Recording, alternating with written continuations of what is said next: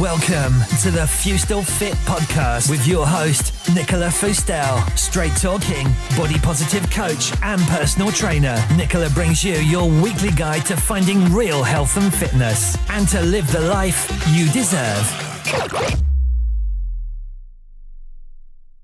Welcome to episode 8. And it's taken 8 episodes to get Zoe Mcnulty on the show. So I was really excited to be speaking to Zoe. She's a good friend of mine and also a body image movement ambassador, as am I. And we talk about body confidence and Zoe's dance classes. Dance in Zoe's accent. And also about her journey into body positivity and how she feels about the fitness industry. She was also part of a TV show called How to Look Good Naked, which we're very familiar with here in the UK with Gok Wan, who is absolutely amazing. So please check out the link I shall leave in the show notes so you can have a look at that. So please let me know your feedback on the show. Good feedback, bad feedback. As they say, feedback is the breakfast of champions. So I'd love to hear from you. And without further ado, here is Zoe. Welcome, Zoe Mcnulty. Hey! I'm so excited to have you on. In fact, I've been trying to get you on for ages, haven't I? Oh, I know. We're so rubbish. We're like, yeah, let's do it then. And then something else comes up. Yeah, let's do it then. And then something else comes up. I know, and I actually haven't heard your whole story. For people who don't know, I asked you to be on a TV show, which is called Fit Happens. And you were my special guest. And the TV show is all about fitness and health. And in the show, it's supposed to be a little bit like Top Gear for anyone who's seen that. And you've got the 3 presenters and they go out and they discuss cars. And obviously being a fitness and health show, we're doing the similar things, but obviously with a different topic and going out and discussing all things to do with fitness. And so Zoe was my special guest and we were talking about body image, but we had like 2 or 3 minutes, I think, just to try and cram everything in. So yeah, it went so quick. So from then I just obviously heard a tiny bit of your story and really wanted to know more and had so many more questions and we didn't have enough time. So what questions do you have? Tell me. So for the people who are listening to the podcast who may or may not see the show, let's just go right back to the beginning and tell us who is Zoe Mcnulty. Right. Zoe Mcnulty. Oh no, I nearly spoke about myself in the third person then. That would be really that's embarrassing. I am I'm a fitness instructor essentially, who has always, I'll say, I've always struggled with my weight as a fitness instructor and as a dancer. I've always been a dancer and I have always been on the larger side of that which is expected of either a dancer or a fitness professional. And in more recent years, I'm 39 now, and it was around about the age of 33 where I thought, sod this. Why am I struggling? Why don't I just be and see what happens? And almost from that time onwards, almost immediately, I felt better. I was able to notice how much I'd wasted a lot of time. I'd wasted most of my adult life, actually, being really concerned about my body, about my body shape, and about what others thought about my body. Was that mainly due to being in the fitness industry, though, or did you feel that way anyway? Well, I think I'd already felt that way anyway. Growing up, I'd always done different sports, and my favourite sport, which I now really see as an art form, it was dance, and it was just apparent to me that I wouldn't be able to have a career as a professional dancer. I didn't have the right body shape at the time. 20 years ago,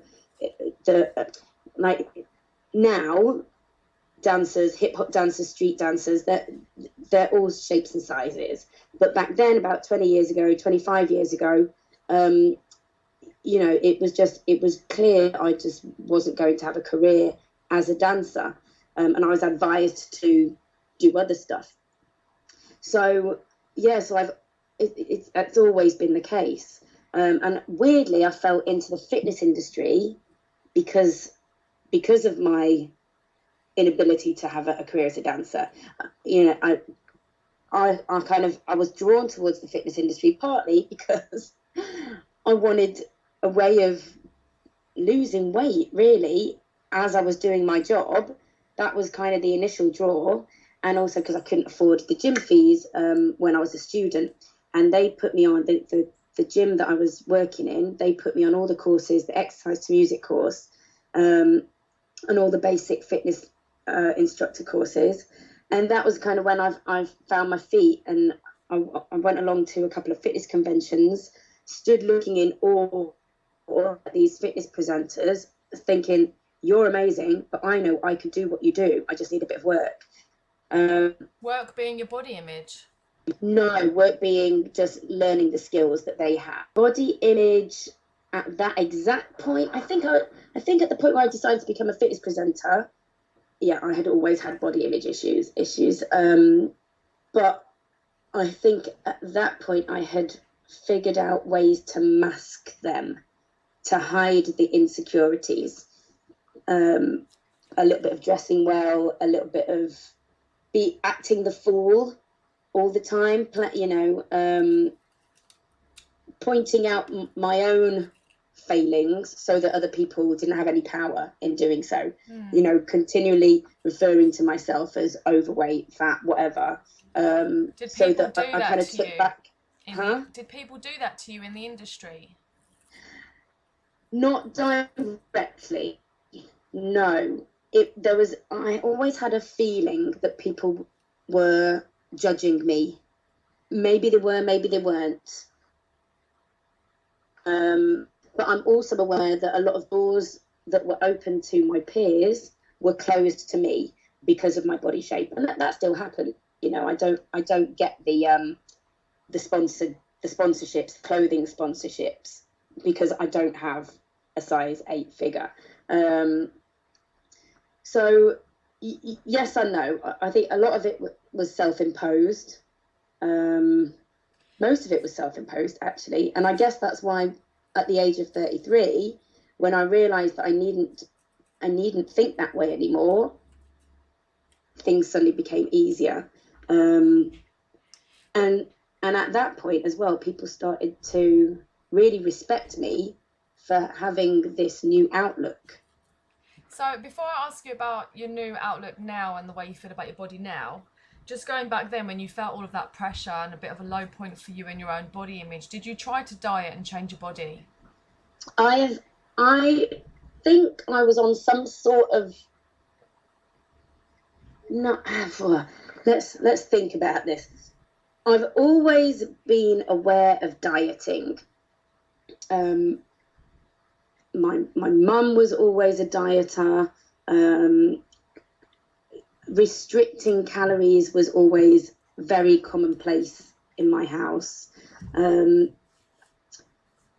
I think when I went to university, I kind of went up and down. My body weight has always fluctuated quite wildly and visibly. Within like a week or 2 weeks, I can easily put on half a stone and lose it again in another couple of weeks. Not always when I try to, or because of anything that I've done. It's just my body.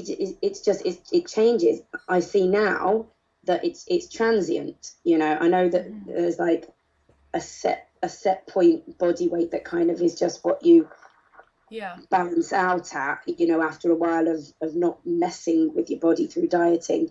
But yeah, around either side of that, I do fluctuate wildly.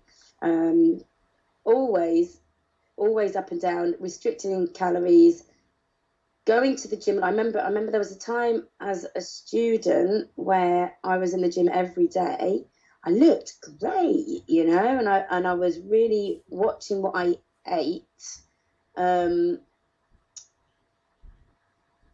I think that was around the time as well when I was doing podium dancing. So I used to be a podium dancer as well, Ministry of Sound, Manumission. So just a lot of exercise during my job, a lot of exercise when I wasn't doing that job. And I didn't realise only recently that exercise bulimia is a thing. I don't know if that's what I don't think I've ever had that, but it's interesting now to see that people, especially looking on Instagram and social media, are all these really super fit. Do you mean what I had, where I had like binge eating episodes, and then my purge was over exercise rather than being sick? Ah, yes, yeah, exactly that. Yeah, they call it non-purging bulimia. Wow. Yeah, I don't know if I ever had that. So you can also, you over exercise but also really restrict your food, so it's the whole I have to eat clean now. Yeah, although I'm not that strong-willed, so I think this so as much as my body fluctuated, because I'm not that strong-willed, I will give up easily. So so I think that's probably why my body weight went up and down, because I'd lose a little bit of weight and then think, hurrah, and then just revert back to eating crap and a lot of chocolate, and then put it back on again, go bugger, and then that whole cycle. So but you yeah, still tried to change your body, so you were going up and down, up and down. Yeah, it was all about my body. It was never about my health. So when and how did you get to the point that you could just eat normally and not worry about your body changing shape? Because obviously even when you're at your set point, your body will still change up and down within, they say, around 14 pounds either way. Yeah. And that is your body regulating itself just like it does with your temperature, up and down. Yeah. How do I cope with that? I think it's kind of a positive self-talk thing. We all have those fat days where you feel fat, but that's a feeling. And I sometimes think your feelings are lying to you, and you can override your feelings by just telling yourself some truths, some facts. Like, you're not too fat, Zoe. You're not too fat to wear those clothes. You look fine. You look good. You are fine. Like, stop it. Just stop being silly. I think it's very important. As soon as you have those thoughts, and I'll wake up many a day and think, ugh, and then I have to tell myself, don't be silly. And sometimes I even have to say, look, Zoe, you're a body positivity activist. Shut up. Think again. And then that works. So I think, well, it's nice to hear that you are human, and even though you're out there as the body positive confidence coach and you're helping other people with being confident in their bodies, you are still human. And, when we have our ups and downs, and, life sometimes gets to us, and we're not immune to the fact that we are in the fitness industry, and the fitness industry promotes thinness. Yeah. That's it, exactly. I think the key is I don't know if some of the people who we're looking up to now, like Sarah Vance and Summer Inanen, I think there's the same as well. They each have those times where that devil on your shoulder is saying, me, you're rubbish, you're fat, you're ugly, whatever. But the key is what you do with that thought next. Yeah. You've got two dogs inside you, and you've got the dog that's the cute little puppy that is all fluffy, and if you feed that's going to grow into something beautiful. And then you've got like the wolf that's scary and fangy and will claw you, but if you feed that, it's going to get bigger and scarier. So if you've got a thought that is negative about your body, and you pay it attention and you let that fester and take over your mind, that becomes your reality. Or you could stop that thought and think good thoughts, focus on the positive things, and then that becomes your reality. Even then, the fact that you're able to do that means that you've already stopped trying to change your body, whereas people listening now may still be in that mode where they're trying to change. So when they get those thoughts, they get rid of the thoughts by doing something to change themselves. And I've been there myself, where I've maybe eaten what I consider too much at the weekend, and then on Monday it'd be like, right, that thought comes in, I hate my body, blah, blah, blah. And then you think, well, I'll do something about it then. I'm going to over-exercise today. I'm going to eat less. So you're acting on those thoughts, and the hardest thing is getting over those issues and becoming a normal person is actually just sitting with that horrible emotion, because it is just an emotion. You're having a fat day, but it didn't mean you suddenly put on a load of pounds just in one day. It's your emotions. That's how you feel today. And a normal person has emotions, because that's one thing that I've, well, not say suffered with, but I didn't have any emotions when I was not having periods. Obviously I wasn't having the ups and downs of my normal hormonal cycles, so I was just on a happy constantly every day. I didn't really like my body, but that was just my everyday emotion. Wow. So it's really interesting to hear that without you having that, you know, you could just listen to those thoughts and not act on them. That it's been a practice though. It's something, I think the way that you use your thought life is, you have to work on that. You have to practice, just like you would practice yoga. You know, you don't start off good at it. It's something that you fail at over and over again, and then you just fail at it less and less and less until you become good at pushing out those negative thoughts. But you have to want it, don't you? Because if you still want to change your body, and then I think that is, what you then have to, if you're still struggling with wanting to change the way that you look at yourself, you have to stop looking at, your eyes, you have to stop taking in what's being put out there by the people who want you to buy the products to lose weight.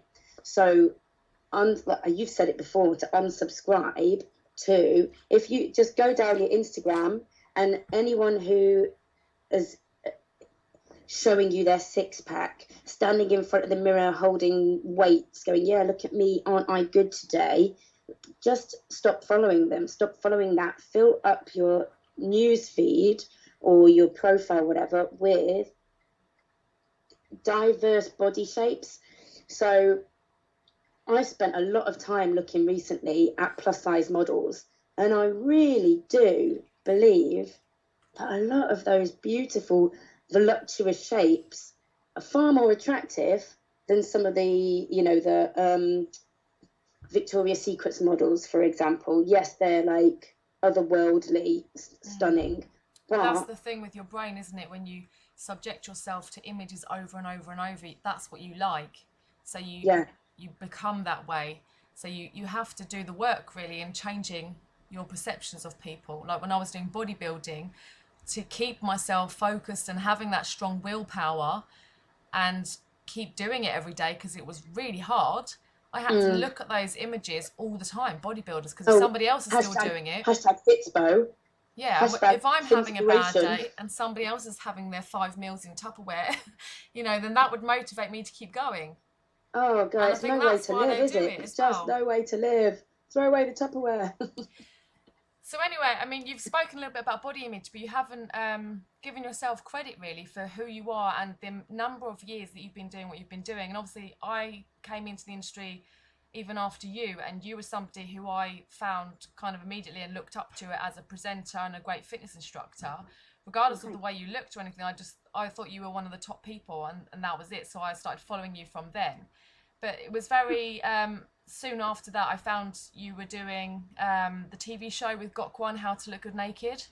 So looking back now, how do you feel about that show? Because obviously that show is promoting normal bodies, and it's exactly what we're trying to promote now really. In fact, that it's your eyes that need changing, and they don't change their body in any way, they don't lose any weight, and at the end they feel more confident and happy in their body. Do you know what, that program, I want them to put it on again. I want them to do a new series. I do the same job as Gok Wan with my dance classes as he does with women's clothing, and then also just boosting their confidence levels. So just tell us a bit about the program for people who haven't heard of it before. How to Look Good Naked is Gok Wan, who's this fantastically camp guy who just loves women's bodies and wants us all to feel good regardless of shape or size, which is exactly what my mantra is. And he does that by just changing slightly the way that they dress in order to enhance their figures, in order to bring out the best in them, not to change them in any way, but just to, so if they're wearing big baggy clothes because they want to cover up because they're embarrassed about their body, he'll just put a belt around their t-shirt and say, look at your shape. You've got a beautiful shape. Why are you hiding it? So that's kind of what I do with my dance classes, where I say, look, you've got a beautiful body. Let's just move in this way. It will make you feel good. And there you go, job done. What was your involvement in the TV show? So I was in one episode where there was a lovely girl, I forget her name, but she felt unwomanly. Because she's very short and she's got quite cutesy girly features, she felt unwomanly and unsexy, which shocked me because she had the most amazing hourglass figure, big boobs, tiny waist, lovely round bottom. So my job was just to help her feel a bit sexy. So we just had a bit of a strut around in high heels. We did a little bit of dancing in high heels, which is what I've become well known for with my classes Strutology, and before that the stiletto workout, which I've kind of tweaked it into becoming Strutology because I don't want it to be anything about working out. It's got nothing to do with the working out. It's just movement that makes you feel good. So that's what we did. It was great. Yeah. So I'll add a link to the YouTube clips. I just had a quick watch of it before you came on this show, so people can have a quick watch of that on YouTube. Cool. So what was it like working with Gok Wan? Did you actually get to meet him? No. Oh, that's a shame. I saw him once at the BBC, but he was like running past and I didn't get a chance to speak to him. Oh, I'd love a selfie with Gok. So, talking of your strut classes, and you are known on your website as headmistress of the School of Strut. School of Strut is it's the umbrella brand for all the various different dance sessions that I teach, my different brands of dance that I teach, all along the same lines of helping women to feel fabulous in the skin they're in, regardless of their shape or size. So, as I mentioned before, there's Strutology, which is it's a sexy dance class, but it starts off in our trainers and we end up in our high heels. It's a very simple dance routine that you learn, and it's all designed to make you feel really powerful, cute, in control, and then we do the routine in our heels after we've done a strut off. This is where I get women just to strut down the room, do a few poses, strut on a little bit further, a little bit of a shimmy, and then off, and then the next person or group or whoever goes, and everyone cheers, and it's very, very liberating. And it's kind of it's that point where people's inhibitions are A, tested, and then B, let go, and it's really quite powerful. So that's Strutology. And then there's Raunch as well, which it's slightly more X-rated, I would say, than Strutology. And we end up doing a lot of rolling around on the floor in that, being very sensual and all in very good humour.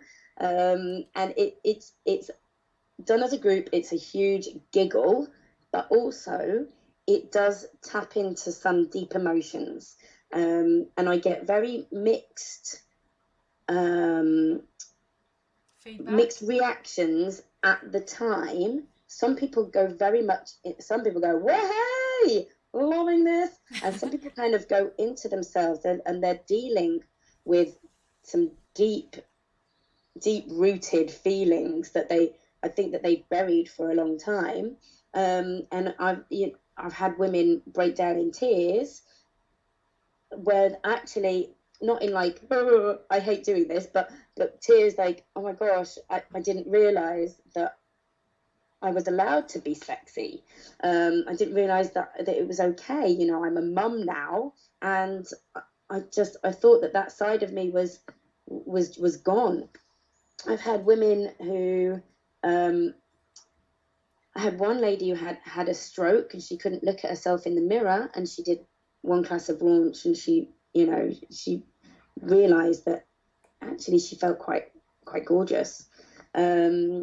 One lady, actually this was with Strutology, one lady had booked herself in for a tummy tuck, because she'd been saving for years and years and years. After she'd had her children, she was never in a financial position to have a tummy tuck. She'd saved and saved and saved. She could now afford one. She did a class with me, realised that she didn't need to, and cancelled the tummy tuck.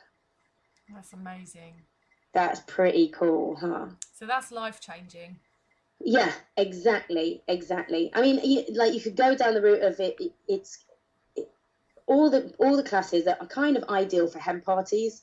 You know, it's a great giggle, but they're also quite life-changing to those people who need that little push to say, listen, it's okay. You are stunning just as you are. Just go for it. So on a side note, why are you not running hen parties? Do you know what? That is on the list of things to do. We were talking about my list of things to do earlier.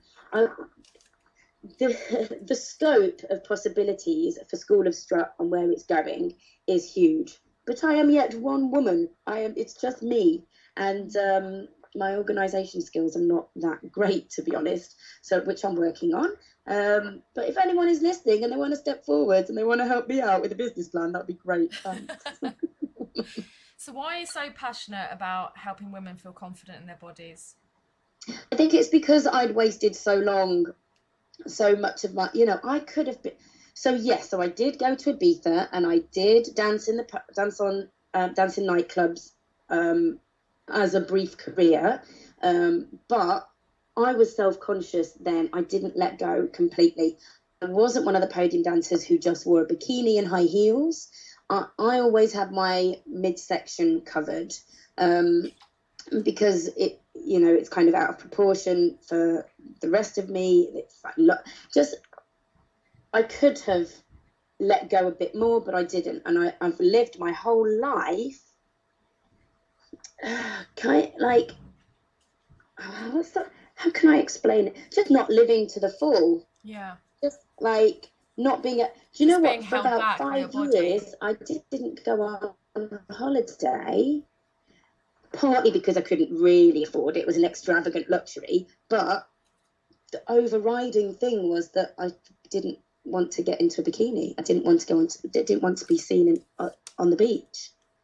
So that was like the money side of things was an excuse that was hiding. Actually, it's just my insecurity. That's why I'm not going on holiday. That's insane, isn't it? 5 years. Yeah. So then you did Monroe at the Galaxy Universe competition.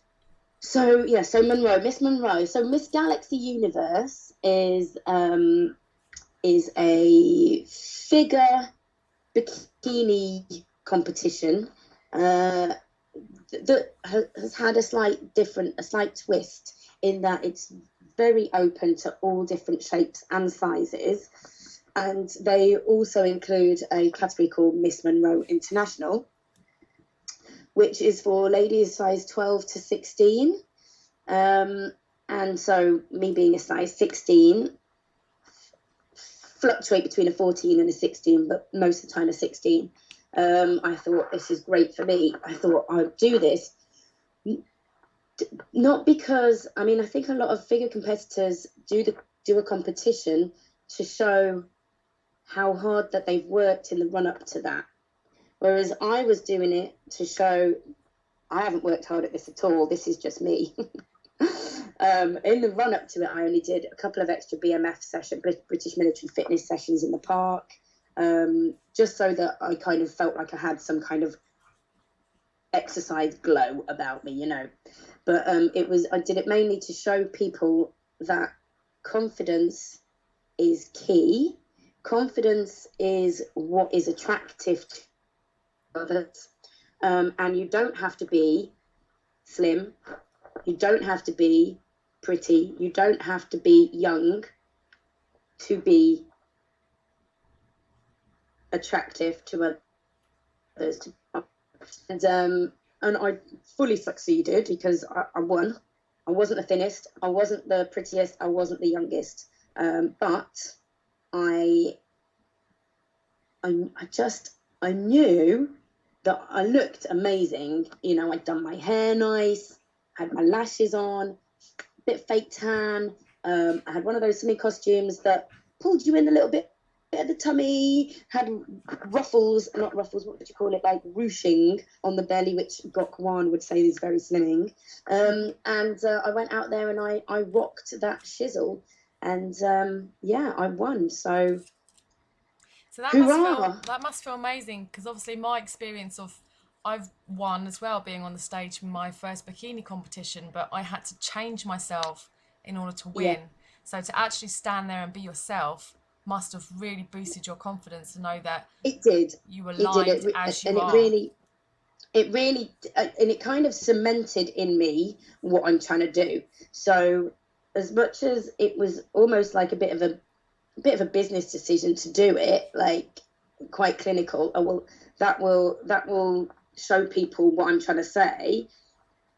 And then it showed me that I really did believe it, because it actually did boost my confidence. You know, I am the shit. I don't know if I can say that on this podcast. You are. Of course you can. It's not the radio.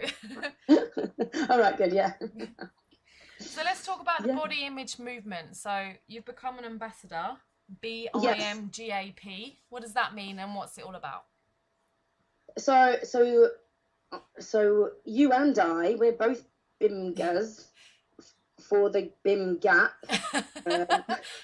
It's a bit confusing. Sounds a bit weird. So we're Body Image Movement Global Ambassadors program for the global ambassador program. Yeah. And that was started by a lady called Taryn Brumfitt. Is she Australian or New Zealandish? New Zealander, New Zealand, I think. Yeah.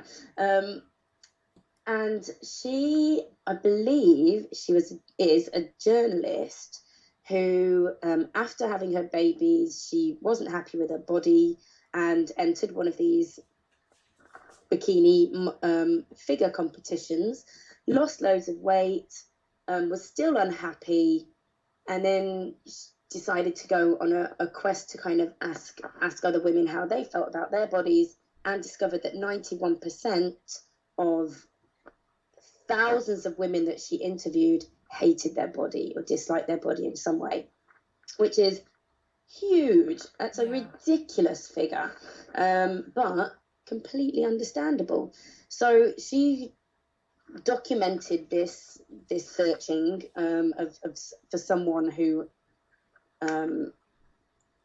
was happy in their skin, and she's put together a documentary called Embrace.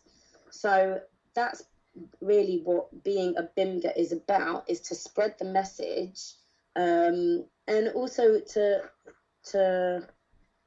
it's not happening in the UK yet, and I can't wait for that to happen. But yeah, me too.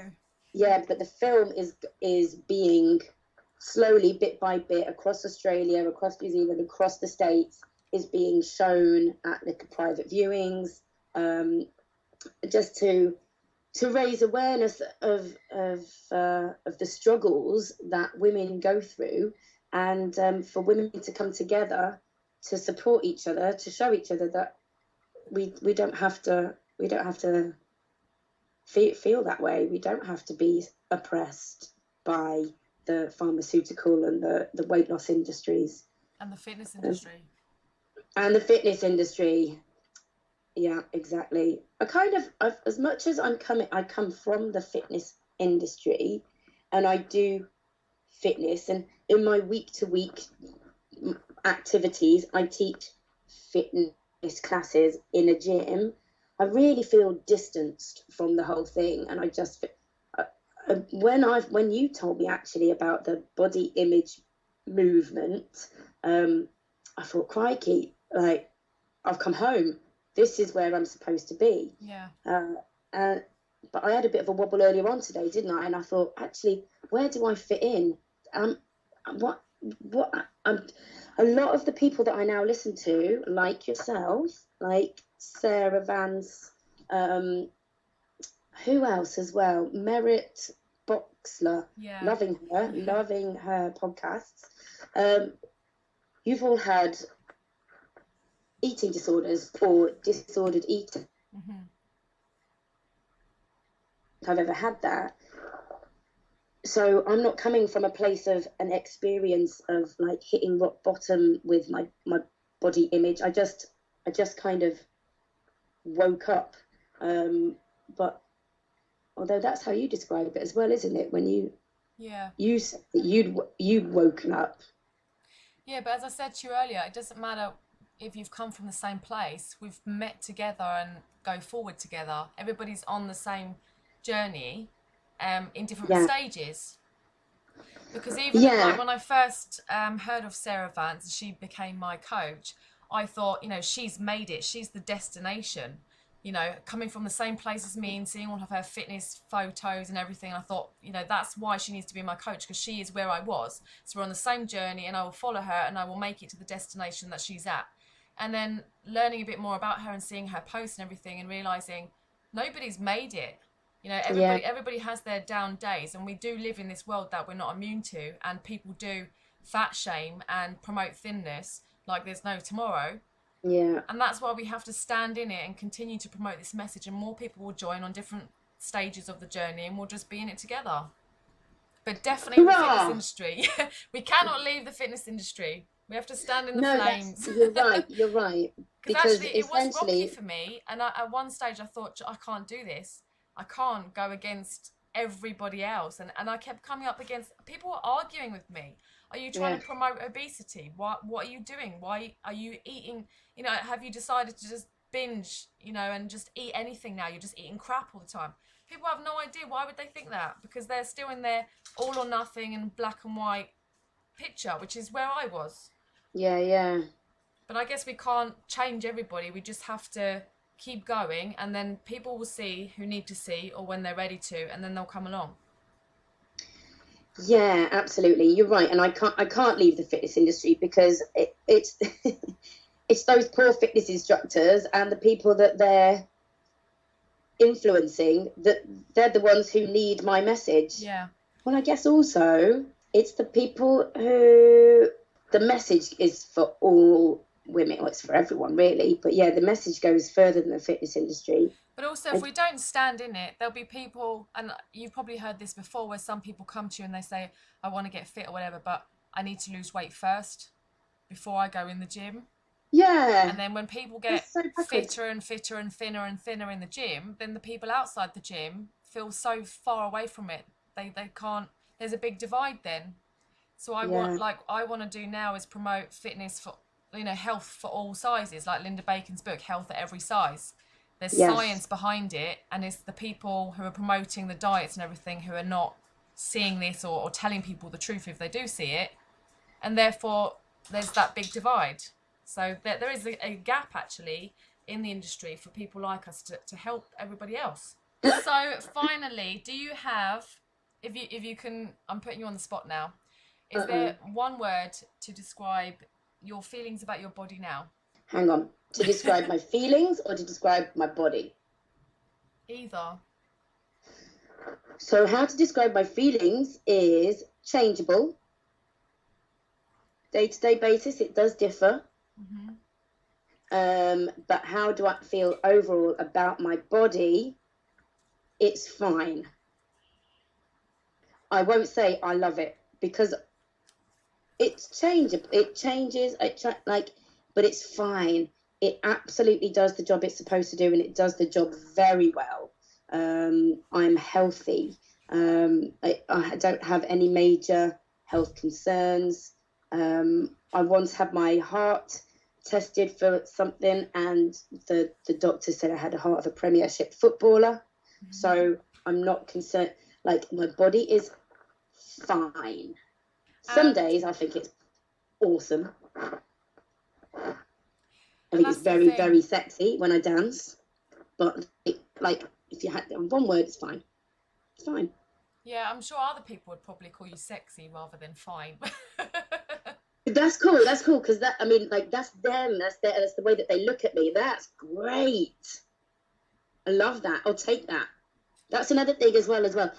Take compliments. Listen to compliments. Believe them. Believe the compliments. People aren't just saying things just to be nice. They're not just saying things for something to say. If someone tells you you look nice today, take it, believe it, own it. Yeah. That really helped me as well when I was kind of dealing with changing how I saw myself. And do you have any other tips for people on feeling confident in their body as it is today? Don't wear something you're unsure about.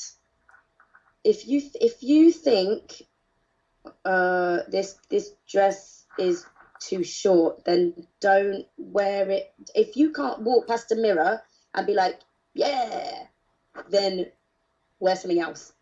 If you walk past a mirror and go, oh, I need to suck my tummy in a bit more, wear something else. Like, does that make sense? You need to just be really happy with your clothes choices. It sounds really official, but I'm sorry, we have to use all the tools that we've got, to combat the many years of brainwashing that the media has put in there. So use all the tools, and that includes clothes. Yeah, absolutely. And where can people find more about you? You can go to ZoeMcnulty.com. There's all sorts of information about me there. At the moment, I'm working on loads of different projects.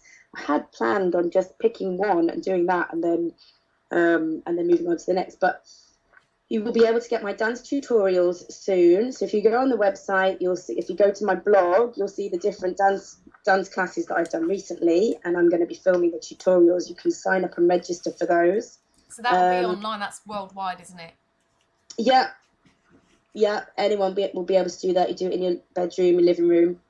And I have to say, every time I get your newsletter and I see one of those videos, I start watching it and then I have to get up and at least try a bit. So even though I don't have much space in my living room, but I have to try a bit. And if Katie's with me, she'll do it as well.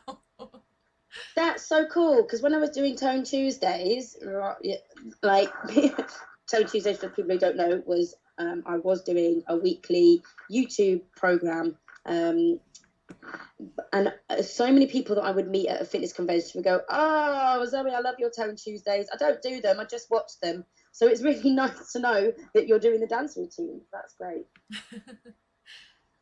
Well, for me, I only get to go to your I classes just watch it. maybe once a year or twice a year. So it's nice to have a little video. Hurrah! Yeah, and that's kind of the whole reason why I'm trying to get as much stuff online as possible, is because I just need to reach more people on a global scale, because everyone needs my help. We do, Zoe, we do. Well, thank you so much for being on the show today. Thank you for having me. So to finish this show, I wanted to share with you my latest blog, just in case you don't have time to read stuff, because I really hate reading things as well, and that's why I'm a big fan of people's podcasts and why I wanted to become a podcast owner myself. So, my latest blog: why your clean eating might be affecting your children's health. I speak a lot to people who have had eating disorders and disordered eating, and I hear time and time again, including in my own story, that a lot of the issues started when we were young. Our parents influenced our food choices and affected our future behaviours. Here's a few things that may have happened. Hearing your mum talk about food like it's good or bad. Oh, I can't eat that because it will make me fat. Seeing your mum weighing herself, or say bad things about her image in the mirror, or forever changing her clothes in a huff and a puff because nothing makes her feel good or look nice. Tell you not to eat too much because it's greedy or pigging out, and tell you some foods are banned or off limits, or actually restricting you from them. If you are having problems with your own weight, food, exercise and body image, then please take a moment to think before you speak in front of your children. Our children are not growing up in the world that we grew up in. They're growing up surrounded by social media. A report in the Mail Online said more than half of children use social media by the age of 10, and Facebook is the most popular site for young children, so therefore they're joining before the age limit. And other popular sites include WhatsApp, BBM, Snapchat and Ask.fm. And in fact, Ask.fm being the site kids can ask, do I look nice? And other kids can reply with horrible comments all anonymously. It's really not doing good for our kids. So our social media is not a safe place, but our home should be. So only you can change the way that you speak to your children or speak about yourself around your children. But what we can do is we can try to change the curriculum so that in schools your children are taught about social media and they're taught about the images that are out there and that they're not necessarily what they appear to be. So the picture of health sometimes means that that person is airbrushed, or maybe that person's not as healthy as they appear.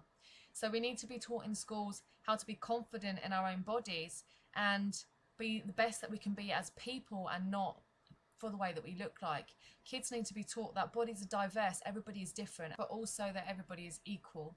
So regardless of gender, sexual orientation, race, or body size or shape, everybody is equal. So to find more information on my petition, you go to change.org and search in the search box body image taught in schools. If you like this episode, don't forget to subscribe and leave Nicola a review on iTunes. You can also check out the show notes and get other free content on her website, FeustelFIT.co.uk. If you'd like to contact Nicola, email nicola@FeustelFIT.co.uk.